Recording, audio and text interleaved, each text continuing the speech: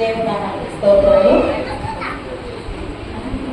మొదటిగా గత కొద్ది కాలం నుంచి నేను అనారోగ్యంగా తెలుసు. ఈ రేపు నేను ఇక్కడ మాట్లాడలేను, నిలబడలేను అనుకున్నాను.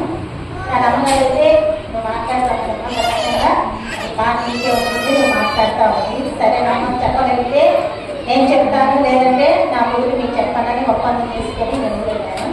మరి దేవుడు కృపాలను బట్టి నాకు ఈ రీతిగా పెట్టినందుకు మొదటిగా దేవదేవునికి, అలాగే ఈ అవకాశం ఇచ్చిన అమ్మగారి గారికి సమయానికి నా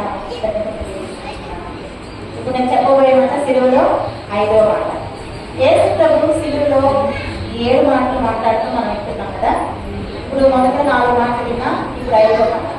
మరి యేసు ప్రభు ఆయన భూమి మీద 33 సంవత్సరం జీవించినప్పుడు 3.5 సంవత్సరం ఆయన బోధ చేసినట్టు మనం చూస్తున్నాం. ఈ 3.5 సంవత్సరంలో ఆయన పంట మీద ప్రసంగాలు చేశాడు. ఎన్నో ఉపమానాలంటే మనుషులకి అర్థమయ్యే రీతిలో పోలికతోటి ఎన్నో ఉపమానాలు, పరలోక రాజ్యం గురించి ఎన్నో ఉపమానాలు చెప్పాడు. అలాగే ఆయన ఎన్నో స్వస్థత వరాలు ఇచ్చాడు. కానీ మనం అవన్నీ మనం ఇక్కడ సిలువలో చెప్పుకోవట్లేదు. కానీ మనం ఇక్కడ చెప్పుకుంటుంది ఏంటంటే యేసు ప్రభు సిలువలో పలికిన 7 మాటలు. ఒక మనిషి చనిపోయే ముందు చివరి క్షణాల్లో మాట్లాడే మాటలకు మనము ఎక్కువ ప్రాధాన్యత ఇస్తాం. చనిపోయే ముందు అడుగుతాం, ఏం చెప్పాడు, ఏమైనా చెప్పాడా, ఏంటి అని అడుగుతాం. అలా చెప్పిన మాటలే మనం ఏం చేస్తామంటే వాళ్ళ మాటలు మనం తీసుకొని వాటి గురించి మనం ఆలోచిస్తాం. అలాగే యేసు ప్రభు ఈ చివరిగా మాట్లాడే 7 మాటలు చాలా ప్రాముఖ్యమైనవి, చాలా విలువైనవి. కాబట్టి ఆయన చనిపోతే కూడా ఆయన మరణం పొందుతూ కూడా మనకి ఏం చేసిన ఒక మార్గాన్ని మనకి ఇచ్చేళ్ళాడు. ఈ మార్గంలో మీకు నడవండి అని చెప్పేసి మనకి ఇచ్చేళ్ళాడు. మనం ప్రతి సంవత్సరం యేసులోనే జరుపుకున్నాం. నా చిన్నప్పటి నుంచి జరుపుకుంటున్నాం. నాకు తెలిసిన ఈ ఊరు వచ్చిన దానికి ప్రతి ఒక్క మాట మాట్లాడాం. కానీ ఆ మాట ప్రకారం మనం జీవిస్తున్నామా? ఒక్క మాటైనా మనం పట్టుకుంటున్నామా? మరి యేసు ప్రభు ఈ మాటలు, ఈ సిలువలో పలికే ఈ మాటలు ఎక్కడి నుండి మాట్లాడాడు, ఏ స్థితిలో ఉండి మాట్లాడాడు? ఏ స్థితిలో ఉండి మాట్లాడాడు? ఆయన మాటలని ఎలా? సిలువ మీద కదా. ఆయన సిలువలో శ్రమ పడుతుంది. సిలువలో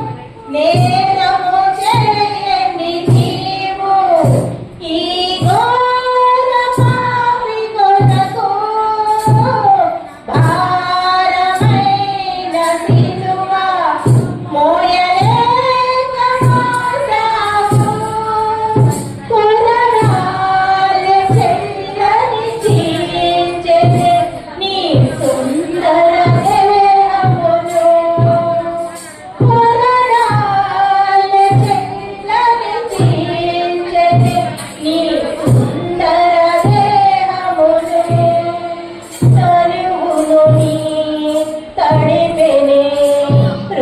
రుధిరంపు దారలు తనువును నీ తడిపెనే రుధిరంపు దారలు పెని అయిన యేసయ్యా పరి అయిన యేసయ్యా పెని అయిన యేసయ్యా పరి అయిన యేసయ్యా నిరువెల్ల నలిగితివా నీవెంతో మలచితివా నిరువెల్ల నీవెంతో మలచితివా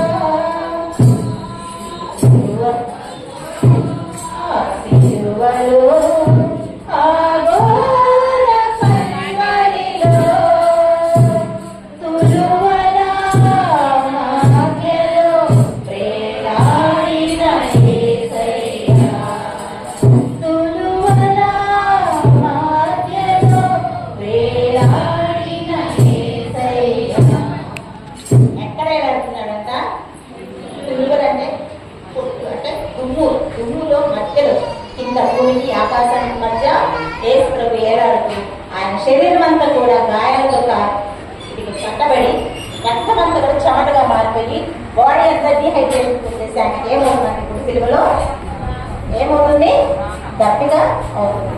మరి మనం ఈ లోక రీతిగా చూసుకుంటే దప్పిక అనేది మనం 3 రకాలుగా చూసుకోవచ్చు. సహజంగా మానవులకు వేసే దప్పిక మనందరూ దప్పిక వేస్తుందా దప్పిక వెళ్తే మన మనుషులే కాదు పశువులకి జంతువులకి మనందరికీ కూడా మామూలుగా దాహం అంటే ప్రపంచంలో నీటికి చాలా ప్రాముఖ్యత ఉంది. నీరు లేకపోతే మనము జీవించలేము. భూమి మీద 70% నీరే ఉంది కదా, ఆ నీరు లేకపోతే మనం జీవించలేము. నీటికి శుద్ధీకరించే గుణం కూడా ఉంది కాబట్టి నీరు ప్రతి మనిషికి అవసరం. నీరు మనకి కొద్దిసేపు కరెంట్ లేక మోటార్ లేక మనం పనులేమి కావు. నీటికి ఎంత ప్రాముఖ్యత ఉంది కనుక మనిషి ప్రతి ఒక్కరికి ఏమవుతుందంటే దాహం. కానీ దాహం ఎలా అవుతుంది? తీరుతుందా? భోజనం ఎన్నిసార్లు చేస్తాం రోజుకి? 3 సార్లు. అంటే దానికి ఒక టైం ఉంటుంది. ఉదయం టిఫిన్ అంటాం, మధ్యాహ్నం అంటాం, రాత్రి అంటాం. మంచిది అంటామా? ఉదయం మంచిది తాగారు, మధ్యాహ్నం తాగారు, సాయంత్రం తాగారు, టైం ఉంటుందా? మనకి 10 దాహం వేస్తుంది. అంటే దాహం అనేది ఈ దప్పిక అనేది మనకి తీరదు. తాగుతూనే ఉంటాం మనకి తీరదు. కానీ యేసు ప్రభు ఏం చెప్తున్నారంటే మీరు ఈయనకి ఎన్ని తాగినా కానీ మీకేమవుతుంది? దప్పిక అవుతుంది. నేను ఇచ్చే నీళ్ళు తాగితే మీకు ఏం కాదంటున్నాడు? దప్పిక కాదంటున్నాడు. మరి ఈ లోకంలో మనం ఈ నీటి కొరకు మనం పాకులాడుతున్నాం కానీ మరి దేవుడు ఇస్తానన్న నీటి కొరకు మనం ఎవరు కూడా చూడట్లేదు. మరి ఈ నీళ్ళు తాగుతాం. ఆయన ఏమంటున్నారంటే నేను ఇచ్చి నీళ్ళు తాగితే మీ కడుపులో నుంచి జీవనదులు పారుతాయి. అంటే నీరు ఏమవుతుందో కుమ్ముకుతుంది అని చెప్తాడు. ఎప్పుడైనా నీటి ఓటం చూసారా మీరు? నీరు బావులు వెళ్ళేస్తే కింద నుంచి నీరు వస్తుంది. ఇదివరకు చిన్న చిన్న బావులు ఉంటాయి మా ఊళ్ళో. అవి కూడికి కొద్దిగా తీస్తారు. తీసిన కొద్దిసేపు ఏమవుతుందో చుట్టూ నుంచి ఫ్రెష్గా నీళ్ళు వస్తూ ఉంటాయి. బాగా కనిపిస్తాయి. అవి జీవనదుల్లాగా ఊరుతా ఉంటాయి. అలా ఊరుతాయి అని చెప్తున్నాడు. మరి నీటి వరకు మనం బాగుపడతాం. ఇది ప్రపంచంలో మనం చూసుకుంటే సాధారణంగా మనకు అయ్యేటువంటి ప్రపంచంలో ప్రతి ఒక్కరికి అయ్యేటువంటి దాహం. మన రెండో దాహం ఉంది. ఆ దాహం మనుషుల్ని ఎక్కడ తీసుకుపోతుందంటే నరకాగ్ని తీసుకుపోతుంది. ఆ ఏ దాహాలు చెప్పగలరా? ధనదాహం కదా, పదవి దాహం, చాలా దాహాలు ఉన్నాయి మనకి. ఆ దాహాలన్నీ కూడా మనం ఎక్కడ తీసుకెళ్తాయంట? నరకానికి తీసుకెళ్తాయంట. మనం చూసుకున్నట్లయితే లూకాసు వార్తలో 16వ అధ్యాయంలో చూసుకుంటే ధనవంతుడు లాజరు చూసుకున్నట్టయితే ధనవంతుడు లాజరు ఉన్నారు. అక్కడ అందరూ తెలుసు కదా, ధనవంతుడు ఏం చేస్తాడు? బాగా సుఖాలు అనుభవిస్తాడు భూమి మీద. ధనం కోసం దప్పిక అంటే ఇంకా సంపాదించాలనేటువంటి దప్పిక. ఆ ధనదాహం అనేది తీరదు కదా.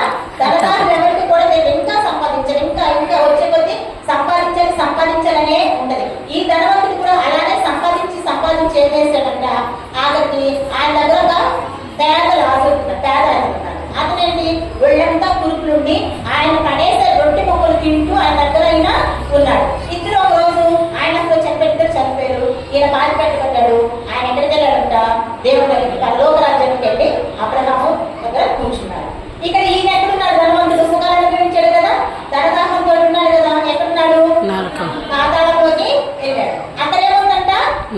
అగ్నిగుండం. అక్కడ అగ్నిగుండంలో ఈయనకి కేకలు, మంట. అక్కడ అగ్ని ఆగు, పురుగు చావదు కదా, బాగా మంటలు. ఆయన దాహం అక్కడ తీయాలి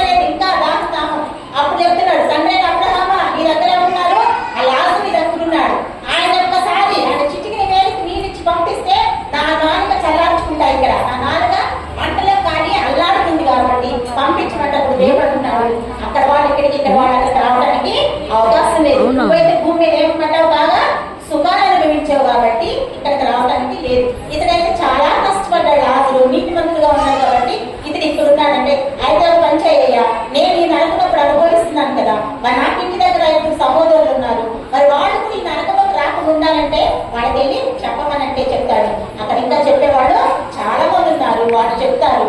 ఒకవేళ వాడు చెప్పిన మాటలు వినకపోతే వాళ్ళకు కూడా ఏం తప్పదు, నీకు లాగానే తప్పదు అని చెప్తారు. అంటే ఆ దాహాలు అంటే ఏ దాహాలైతే మనకు ఉండకూడదో ఆ ఏమంటే మనం ఎక్కడికి వెళ్తామంట, ఎక్కడికి వెళ్తాం, మనం నరకానికి వెళ్తాం. కాబట్టి దేవుడు చెప్తున్నాడు ఆ దాహాలు మీకు ఉండకూడదు, నేను ఇచ్చే దాహాన్ని తీసుకోమంటారు. మరి యేసు ప్రభు ఇప్పుడు మనకి చదవండి, ఇప్పుడు యేసు ప్రభు చెప్పేది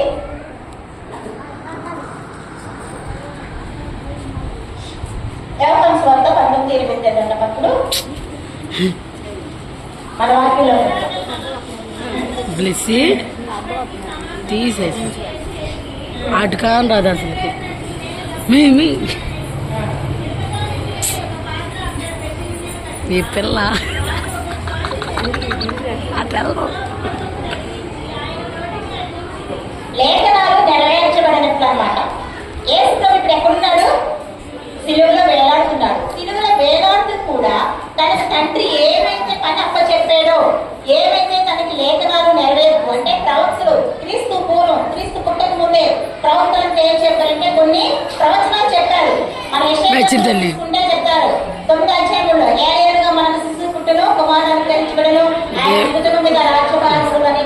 అలాగే 53లో చూసుకుంటే ఆయన మరణం అంతా కూడా ఆయన స్వరూపమని లేదు, మన పొందిన దెబ్బలు అవన్నీ చూసుకుంటాం. అలా యెషయా 11:1 చూస్తే యెషయా ముద్దు నుంచి చిగురుచ్చునంటారు. యెషయా ముద్దు నుంచి చిగురుతున్నట్టు క్రీస్తు పుడతాడు అని చెప్పేసి. అలా మీకా ప్రవక్త చెప్తారు కదా, బెత్లెహేము ఎఫ్రాతా నువ్వు స్వల్పమైన గ్రామమైన ఇప్పటికీ ఇశ్రాయేలు వారు నీలో నుంచి పుట్టుకని చెప్పేసి ఇవన్నీ కూడా ఎప్పుడు చెప్పిన మాటలు క్రీస్తు పూర్వం, క్రీస్తు పుట్టక ముందు కొన్ని వందల సంవత్సరాల ప్రవక్త చెప్పిన మాటలు నెరవేర్చి యేసు ప్రభుత్వం ఏం చేస్తున్నాడు, క్రీస్తులో నెరవేరుస్తున్నాడు. ఆయన ఆలోచిస్తున్నాడు ఎక్కడ పిలుపు మరణంలో ఉండి కానీ తండ్రి తన భూమి మీదకి తన పని మీద పంపించలేదా, మరి నేను అవన్నీ నెరవేర్చలేదా, లేఖనాన్ని నెరవేర్చినా లేదా అని ఆలోచించుకున్నప్పుడు అప్పటికి ఏమైందంట, సమస్తము కూడా నెరవేరుతుంది యేసు ఎరిగి అప్పుడు నేను దప్పిక గురించున్నాను అంటున్నాడు. మరి ఈ దప్పిక గురించున్నాను అనేది కూడా మనకి కీర్తన 69:27 చూసినట్టయితే దావీదు భక్తుడు చెప్తాడు, నేను ఆకలి కొంటే చేదునిచ్చాడు, తప్పికుంటే చెరగనిచ్చాడు. మరి అప్పుడు దావీదు భక్తుడికి ఎవరన్నా సిలువ వేశారా, చెరగనిచ్చారా? కానీ ఎవరి గురించి చెప్తున్నాను ఈ మాటలు ఏంటంటే క్రీస్తు గురించి చెప్తున్నాడు. ఇప్పుడు ఆయన చూసుకొని లేఖనాలు నెరవేరి అని నేను దప్పిక గురించున్నాను అంటున్నాడు. మరి యేసు ప్రభు దప్పిక గురించున్నాను అంటే ఆయన దాహం వేసిందా? ఆయన 2 సంవత్సరాలు 2 పాయలు చేసినప్పుడు జల ప్రళయాన్ని రప్పించిన యేసయ్య, సముద్రాలను నిమ్మడింపరిచిన యేసయ్య, కానాను వివాహంలో నీటిని మొదలు ద్రాక్షారసంగా మార్చిన యేసయ్య, సమూహం ఎన్నో సూచిక క్రియలు చేసిన యేసయ్య, మరి ఇశ్రాయేలుకి నీటి లేనప్పుడు ఓరే పర్వతం గల పంటను చీల్చి నీటికిచ్చిన యేసయ్య ఇప్పుడు దాహం వేస్తుందంటే మరి అంత శత్రువు ఏదో ఉంది, నాకు దాహం వేస్తుందని అక్కడ ఏమైనా విశ్వాసం తీసుకొచ్చిస్తారనుకున్న వాళ్ళు ఇస్తారా యేసయ్యకి? మరి ఎందుకు దాహం వేస్తుందని అనుకున్నాను అడుగుతున్నారు. లేఖనాలు నెరవేరాలి. అక్కడ ఆయనకు వేస్తుందంటే శారీరకంగా వేస్తుంది, ఆయన మనిషి రూపంలో ఉన్నాడు కాబట్టి ఆయనకు అలసట వచ్చింది కాబట్టి నైట్ అంతా ఆయన హింసించి కష్టపెట్టారు కాబట్టి ఆయన శారీరకంగా కూడా అలసిపోయాడు. అదేవిధంగా ఆత్మదాహం. ఇప్పుడు అక్కడ ఉన్న వాళ్ళంతా కూడా ఏమైపోతున్నారు, నశించిపోతున్నారు. యేసు భూమి మీదకి వచ్చింది ఎందుకు, నశించిన దానిని రక్షించడానికి ఆయన వచ్చాడు కాబట్టి ఇక్కడ అక్కడంతా నశించిపోతున్నారు కాబట్టి అయ్యో ఇంకా ఆత్మలు నశించిపోతుందని చెప్పేసి ఆయన గర్భించున్నానని అని చెప్తున్నాడు. మరి యేసుకి ఇంత నీరునిచ్చే యేసైతే దాహం వేసిందంటే మరి ఆయన నీటిస్తాడు, మన దప్పికల్లో నా దగ్గర నేను మీకు నీటినిస్తానని సెలవిస్తున్న యేసైకి ఇప్పుడు దప్పిక. ఆ దప్పిక ఏ దప్పిక అంటే ఆత్మ దప్పిక. మరి మనం బైబిల్లో చూసుకున్నట్టయితే యేసు ప్రభు దాహం తీర్చిన ఒక స్త్రీ ఉంది. ఎవరామె?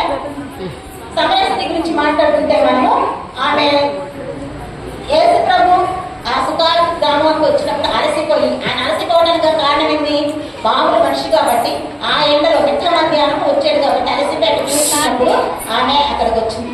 ఆమె అక్కడికి వచ్చినప్పుడు యేసు ప్రభు ఏమన్నాడు, దాహానికి నీళ్ళు ఇమ్మంటే ఆమె ఏమంటుందంటే మీరు యూదులు, మేము సమరయులు, వారికి వీరికి సాంగత్యం కుదరదు. యూదులకి సమరయులు, యూదులు ఏంటంటే యేసు ప్రభుని ఆరాధించేవాళ్ళు, సమరయ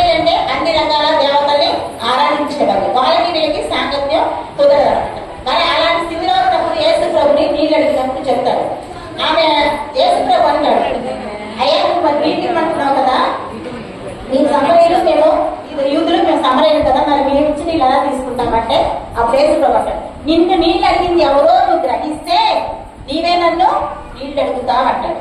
వరమున నువ్వు గమనిస్తే అంటే నిన్ను నీళ్ళు అడిగాను కదా, దాన్ని నేను ఎవరో నువ్వు తెలుసుకుంటే నువ్వే నన్ను నీళ్ళు అడుగుతా అంటాడు. అప్పుడు ఆమె చూస్తుంది. మరి అయితే ఇది యాకోబు బావి కదా, ఈ యాకోబు తన కుమారుడైన ఏసావుకి ఇచ్చిన బావి. మరి ఇక్కడ వాళ్ళన్ని పశువులు తాగి అన్ని అయిపోయినా మాకు ఇచ్చారు, నువ్వు యాకోబు కంటే గొప్పవాడు అని యేసుప్రభుని అడుగుతుంది.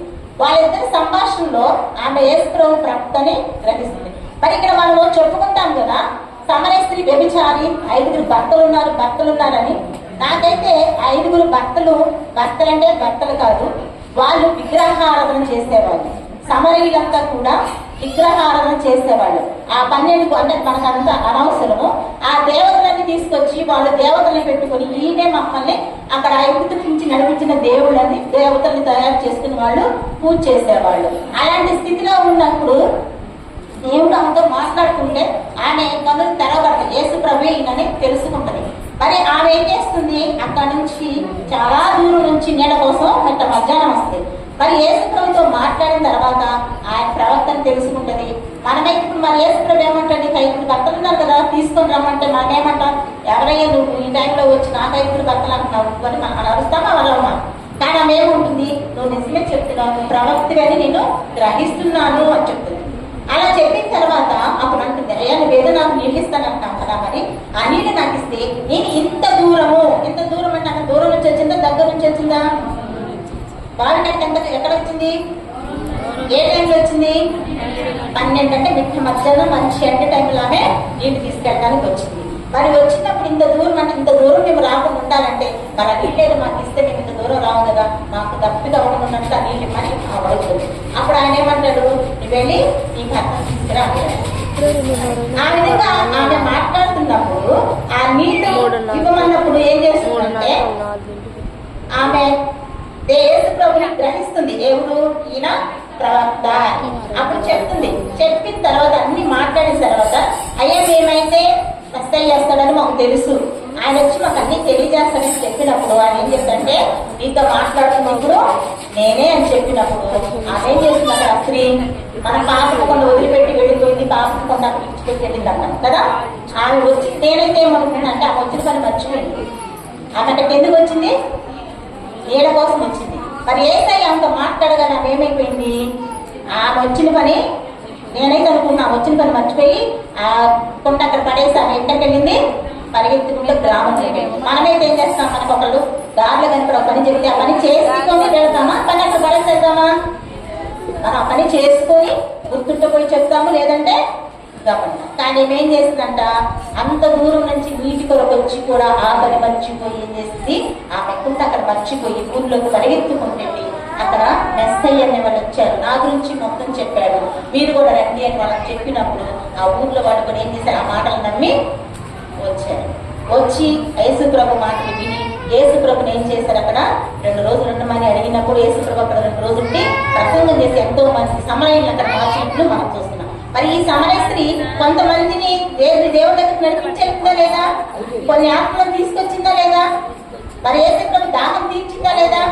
యేసుప్రభు ఆమె నీళ్ళు అడిగాడు, ఈమెం చేసింది, యొక్క దప్పిగా తీర్చినట్లు మనం చూస్తున్నాం. అప్పుడు శిష్యులు ఆహారం తెలియజేయడం ఏమంటారు, తీసుకొచ్చి ఇదిగో ఏసయ్య నీ కోసం ఆహారం తెచ్చాము తినమని ఏమంటారు, ఏసయ్య నా ఆహారం వేరుగా ఉంది అది అంటే వాళ్ళు ఏమనుకుంటారు, ఏసైకి వేరే ఆహారం తీసుకొచ్చారు కావాలా వేరే వాళ్ళు అనుకుంటారు. కానీ ఈ సమరయ స్త్రీ మెట్ట మధ్యాహ్న సమయంలో యేసుప్రభు దప్పిక తీర్చినట్లు మరి మనం కూడా తీర్చగలుగుతున్నామా?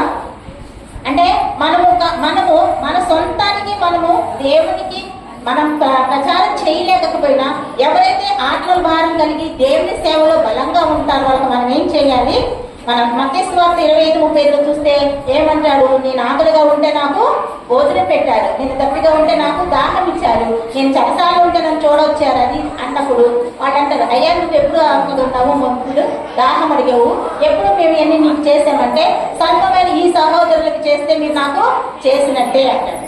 అదే వెనవైపు చూసిన ఏమంటారు, మీరు శపించబడిన వారు మీరు నిత్య నరకంలోకి పోతారు, మీరు నేను ఆకలి ఉంటే నాకు ఏం చేయలేదంటే నువ్వు ఎప్పుడు ఆకలి ఉన్నావంటే ఈ వీళ్ళకి చేయలేదు కాబట్టి మీరు నాకు చేయలేదు అంటే మనకి ఏం చేయాలి, మనము మన సొంతానికి మనము దేవుడి దగ్గరికి ఆత్మను నడిపించలేకపోయినా ఎవరైతే దేవుడి సేవలో బలంగా ఉంటారో వాళ్ళ వరకు మనం ప్రార్థన చేసేవాళ్ళంగా, వాళ్ళ వరకు మనము బలంగా అన్ని ఏ రకమైన సహాయం చేసేవాళ్ళంగా మనము ఉండేటట్లు చూసుకోవాలి. మరి పౌరుల విస్తారంగా ఉంది, పనివారు తక్కువగా ఉంది. పనివారిని పంపించమంటారు కదా, మరి పౌరుల విస్తారం ఉన్నప్పుడు పనివారు పోవాలంటే ఎక్కడి నుంచి రావాలి? పనివాళ్ళు మనలో నుంచే కదా రావాలి.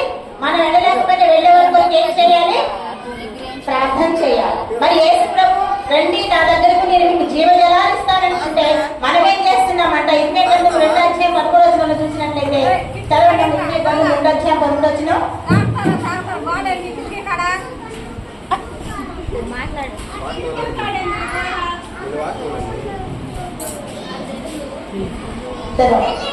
నా జనులు నన్ను నేరములు చేయించున్నారు, జీవం జన్మే ఓడనైన నన్ను విడిచి తమ వరకు బద్దలైపోయే తొట్టులను తయారు చేసుకుంటున్నారంట.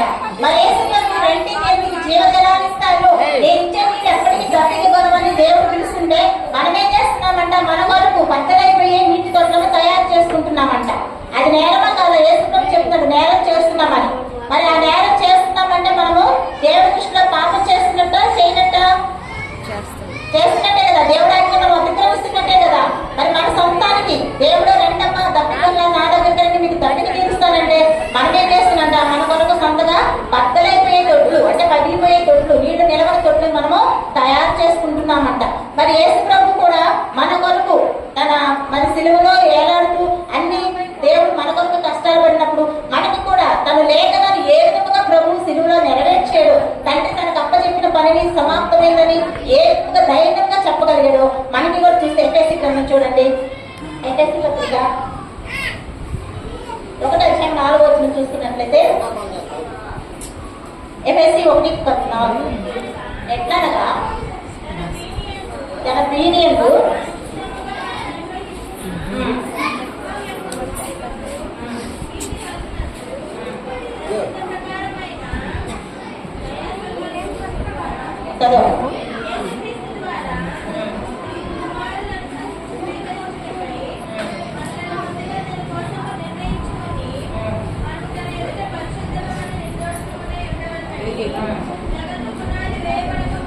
ఎప్పుడంట?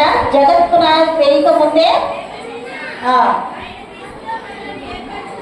ఆయన క్రీస్తుతో మనలను ఏర్పరచుకున్నాడంటే ఎప్పుడంట?